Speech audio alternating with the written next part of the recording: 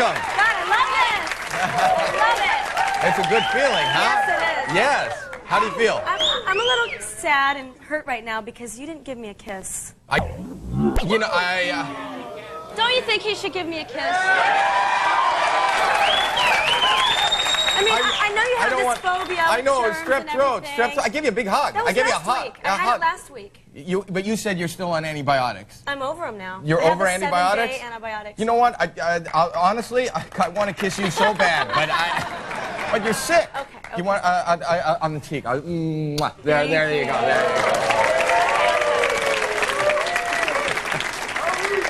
Somebody's holding up a card that says, kiss her on the lips. No! No, I'm not going to get sick. Not because you're absolutely stunning, and I would kiss you on the lips because I can tell my wife I'm just working. But you know what? I don't want to bring strep throat home. But you know what? We saw all those clips, right? Yeah. How does that make you feel? I mean, it was like you were the hoopla. Hoopla is a good word for your marriage. Absolutely. It was like a circus. I mean, it was completely insane. You know, we're two people in love. We go to Vegas and we get married. A plan? Was there a plan? No, it wasn't planned. It was very spontaneous. Very spontaneous. Yes. The love, but you've been in love for a long time. We've been dating for 10 months. For 10 months? Yeah. Okay. We go to Vegas. He asked me to marry him. We all the sudden, there's like all these rumors, you know, that I got him drunk and forced him to marry me. It was crazy. It was none of it true. No. None of it true. Okay, but you're sitting there watching. We're still married. We're still married. You're still married? Yeah. Happily married? Yes. That's great. You live in a nice little house with a white picket fence? Actually, we don't live together. You don't live together? No. Which is always great for the first year of marriage, because they always say the first year is the hardest. That's why you shouldn't move in until the second year. We might actually last this way. Really? I've heard of separate beds. You know, I saw Dick Van Dyke in separate beds, but separate houses. Why do you do, why? You know, Dennis, his life is like a circus, you know. Everywhere he goes, there's like an entourage of people. And there's elephant poop everywhere. Yeah, you have to be careful you don't step in it. and you know, I work in L.A. He has an office in Newport Beach. Right. So I just bought a house, and he has his house, and right. You know, it works out. If you buy 3 more houses, you get a hotel. I think that's how it works. But don't you, are you ever together? Are you ever, you have to be together. Yeah, we're together, but, you know, with my new job on Hyperion Bay, it's kind of hard. You know, I get up at 4 a.m., and he's just now getting home from going out. So, you know, it's a little off balance right now. Wait, he goes out all night, and this doesn't bother you as the blushing new young bride? He's out all night? What's he doing all night? Who knows? I have no idea. I can't chase after him, you know. I'm not his mother, so. But you're his wife. I gotta work, though. You gotta work. I have a career, you know, so I have to focus on my life. And so you think this is it? I hope this lasts for a long time. Is there talk of children? No. I don't want children. So you don't want any children? Later on. With Dennis? We'll see. We'll see what happens. This is a really, no, because this is it's kind of an outrageous marriage, don't you think? That yeah, it's very bizarre. It is bizarre.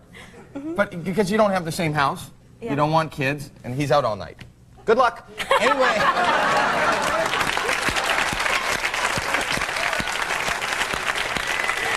Tell me about, now you've always had unique taste in guys, right? From the time were you boy crazy from the time you were a little girl? Yeah, I've always been boy crazy. I remember when I was like 5 or 6 years old, I told my mom that I was going to put on my tight jeans and go down to the playground to meet boys. At 6? So, yeah.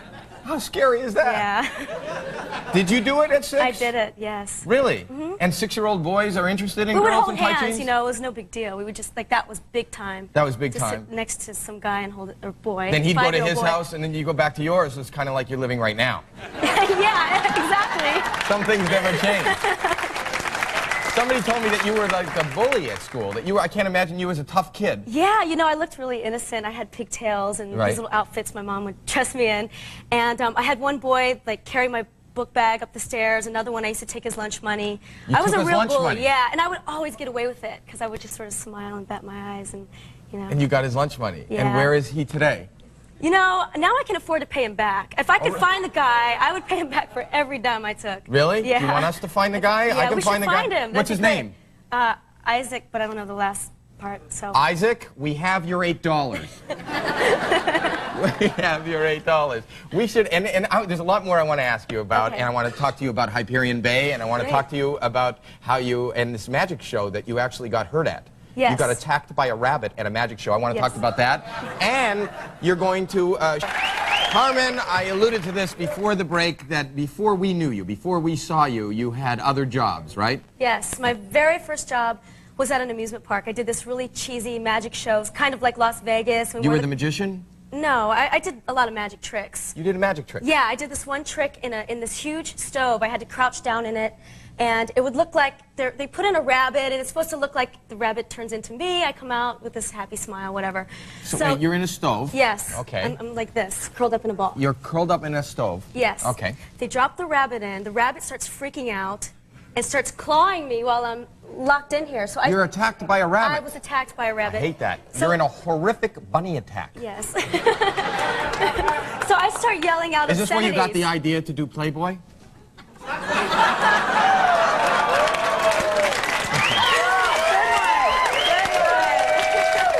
Look at me, I'm in an oven, I'm hot. I see a rabbit. Oh, I like that. Yeah, okay. Like that. Okay, so you're in the fetal position. Yes. Okay. And I start yelling out all these obscenities, and You're the audience swearing. could hear. Came to see a magic show. A happy little magic show. It's called the Happy Little Magic Show. No, it's not called that. Not no. anymore. Not anymore. Not after I'm on it. Right, because you were swearing. Yes. And then did they fire you? No. No, you No. just quit. I didn't quit. No, I kept working. But I saved up my money, and that's how I came to LA. Really? Do you have any scars career. left over from the bunny? No, I was really lucky, but I did get clawed in the face. You did? Yeah. Wow, that's But I was lucky. horrible. It I was went once away. chased by a turtle. Oh, wow. Luckily, I got away. It wasn't a magic act or anything. Yeah. It was just a parade. I won't go into it. Okay. And now you're on Hyperion Bay. Brand new Yes. show. Well, it's not a brand new show, but it's brand new with you. Yeah, the WB decided to revamp the show. They brought in Frank South, who was the producer of Melrose Place, right? And brought that show to its Now, height. but you're not going to be dressing skimpy. No, I dress very conservative. I'm wearing more clothes than ever. Now, isn't that going to... Your fans, I heard. Listen. Oh, they're No, doing that. Aren't you concerned about that? But wait. But wait. I'm waiting. I have a love interest on the show, so, you know, when it's appropriate in the bedroom, I have to take the clothes off. So, you know, it's just... You got to give the people what they want to see. Do you have a clip from the show? Yeah, this is a clip in an elevator with Mark Paul, and I'm explaining how my father drove my mother to commit suicide. Watch this. That's a long way. That's very serious. Yeah. That's very serious. That's a long way from your terrible bunny accident and singled out. You got famous for your butt. What is it called? The booty shake. The booty shake. Yes. How did you come up with the booty shake?